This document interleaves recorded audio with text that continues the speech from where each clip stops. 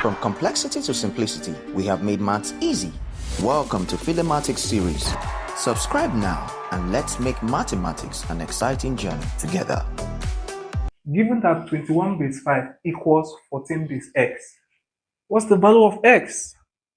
So for us to do this, we convert both sides to base 10 and then find what x is.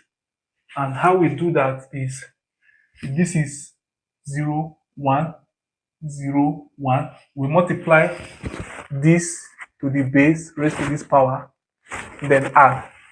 So this is 2 times 5 to the power 1 plus 1 times 5 to the power 0. This should equal 1 times x to the power 1 plus 4 times x to the power 0. 5 to the power 1 is 5 times 2 is 10. 5 to the power 0 is 1 times 1 is 1. 1 times x is x. X to the power 0 is 1 times 4 is 4. So this is 11. Subtract 4 from both sides. You have 11 minus 4 equals x. 11 minus 4 is simply 7.